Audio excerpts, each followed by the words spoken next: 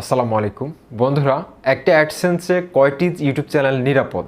বন্ধুরা, আমরা অনেকেই মাল্টিপল চ্যানেলকে লিঙ্ক আপ করে থাকি শুধুমাত্র একটা অ্যাডসেন্সের মধ্যে। তো এক্ষেত্রে আমাদের চ্যানেলগুলো কতটুকু নিরাপদ, আজকের এই ভিডিওতে আমি কিন্তু সেই বিষয়ে কিন্তু আলোকপাত করব। আশা করছি আপনারা আমার সাথেই থাকবেন। দেখুন, আমাদের একটা চ্যানেলের আন্ডারে কিন্তু আমরা মাল্টিপল চ্যানেল খুলতে পারি। 500টা 1000টা চ্যানেলও কিন্তু আমরা খুলতে পারি, এটা কোনো সমস্যা নেই একটা অ্যাডসেন্স অ্যাকাউন্টে লিঙ্ক আপ করে।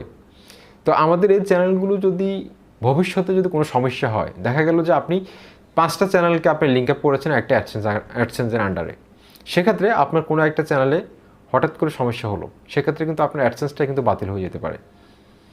সেই জন্য আমি আপনাদেরকে প্রেফার করব, আপনারা যদি নিউজ নিয়ে কাজ করেন অথবা এমন কোনো টপিকস নিয়ে ক্যাটাগরি নিয়ে কাজ করেন যে টপিকসে আপনার ভয় আছে, অন্যের ক্লিপ নিয়ে কাজ করেন, ভবিষ্যতে কোনো ধরনের সমস্যা হতে পারে, এরকম যদি কোনো ভয় থাকে, সেক্ষেত্রে আপনি চেষ্টা করবেন যে ভিন্ন ভিন্ন অ্যাডসেন্স অ্যাকাউন্ট খোলার জন্য। আর একটা জিনিস মাথায় রাখবেন, একই নামে দুইটা অ্যাডসেন্স অ্যাকাউন্ট কখনো খুলতে যাবেন না, সেক্ষেত্রে কিন্তু দুটো অ্যাডসেন্স অ্যাকাউন্টে কিন্তু ইউটিউব সাসপেন্ড করে দিবে।